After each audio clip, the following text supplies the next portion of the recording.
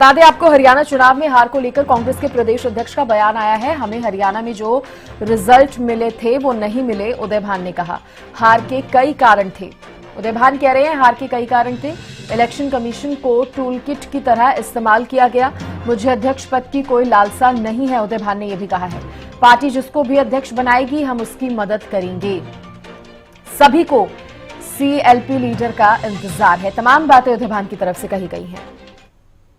हमारे साथ बातचीत करने के लिए प्रदेश अध्यक्ष उदय भान मौजूद है। सर, हरियाणा न्यूज पर आपका स्वागत है। कई आरोप अध्यक्ष उदय भान के ऊपर लगाए गए हैं, चुनावों के दरमियान भी, चुनाव के बाद भी कई आरोप कि अध्यक्ष उदय भान का चुनाव लड़ना सही नहीं रहा, क्योंकि बहुत ज्यादा खामियाजा कांग्रेस को हरियाणा में भुगतना पड़ा।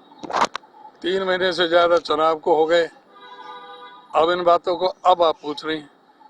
जो कैप्टन अजय ने जो बयान दिया 2.5 महीने 3 महीने पहले, वो अब आपको याद आया उस बयान का? सर, काफी समय से हम आपसे ये सवाल पूछना चाह रहे थे, मगर चूंकि आप उपलब्ध नहीं थे, कहीं ना कहीं दूरी बनाए रखी थी, जिस वजह से सवाल नहीं कर पा रहे थे। अब चूंकि आप मौजूद हैं तो इस सवाल जायज बनता भी है, क्योंकि जनता जानना चाहती है। कोई दूरी नहीं होती और मैं हमेशा उपलब्ध रहता हूँ। जब भी किसी प्रेस वाले ने कोई बात मेरे से करी है, उसको हमने बात की है, अपना जवाब भी दिया है।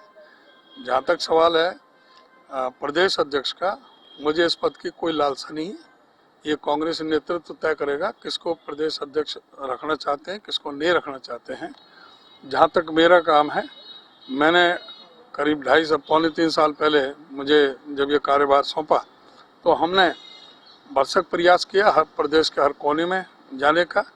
और हमें इस बात की तो संतुष्टि है कि जहाँ 2014 में 20% वोट थी, आज हमारे 39.3% वोट है। 2019 में 28% थी, उसमें भी तो ये समझ सकती है, पहले 8% और फिर अब 11.3% का 2% का हमारा बढ़ोतरी हुई है। और जहाँ 19% कम थी वोट, अब आधा % का अंतर रहा है। 5 हमने लोकसभा की सीटें जीती भी हैं, लेकिन अपेक्षाकृत वो हमें जो रिजल्ट मिलने थे वो नहीं मिले। इसके कई कारण थे।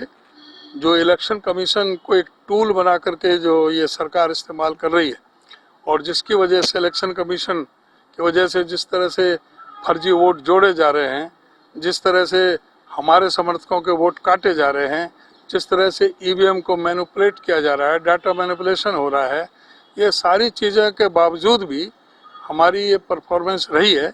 और उसके बाद उन्होंने वही महाराष्ट्र में किया।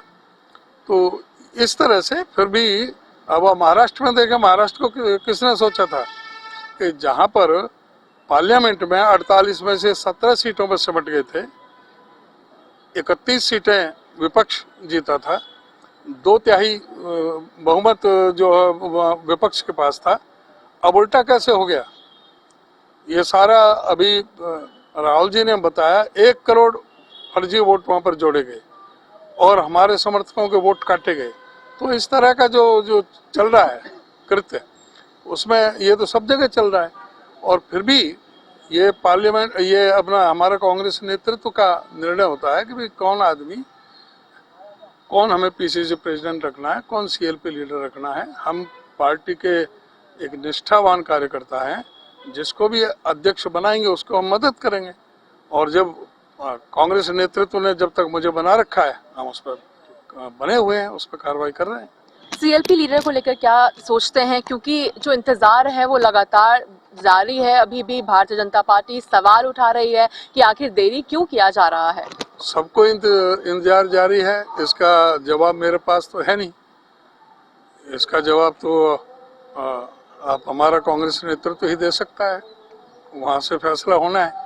यहाँ तो सभी विधायक दल ने मीटिंग करके एक लाइन का रेजुलेशन करके कांग्रेस नेतृत्व को हमने अधिकृत किया हुआ है।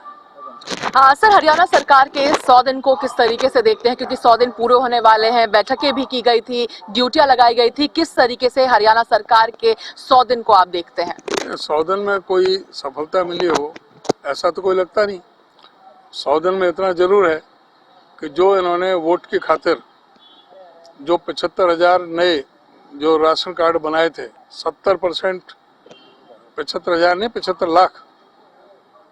लाख नए इन्होंने राशन कार्ड बनाए, और अब उनको एक एक करके उनको काटा जा रहा है। उसी तरह से जो कौशल विकास रोजगार निगम जो पक्का करने की बात कर रहे थे, उनको हटाया जा रहा है। पहले तो उनको जब रेगुलर पोस्ट होने की बावजूद उनको पर्ची खर्ची से उनको लगाया, अब उनको हटाने में लगे हुए हैं। तो और कहते थे कि हम 24 फसलों का हम एमएसपी देते हैं। आज तक वो 24 फसलों के नाम नहीं गिना पाए। उन्होंने तो 24 फसल में नारियल भी लिख रखा है। नारियल बहुत होता है हरियाणा में। 24 फसलें बताते हैं कि 24 फसलें हैं, एमएसपी दी। कौन सी है ये नहीं पता, और कितनी कितनी खरीदी ये नहीं बताया। कौन सी फसल कितनी खरीदी।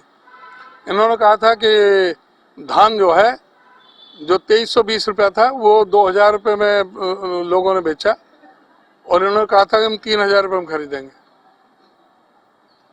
तो ये हर मोर्चे पर ये विफल सरकार रही है। इन्होंने सवाल झूठ की राजनीति करी है और इनका कोई भी लेना देना नहीं।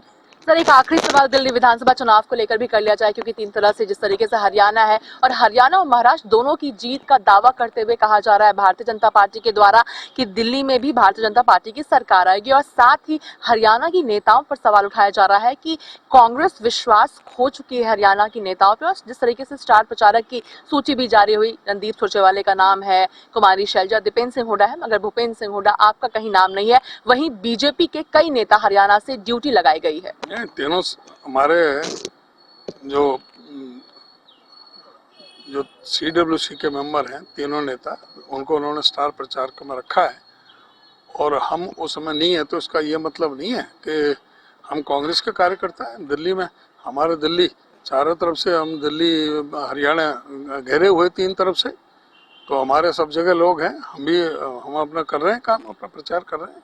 धन्यवाद हमारे साथ बातचीत करने के लिए। तो हम सुन रहे थे अध्यक्ष उदय भान को तमाम मुद्दों को लेकर के, और साथ ही हरियाणा सरकार के 100 दिन को लेकर कहा है कि एक विफल सरकार रही।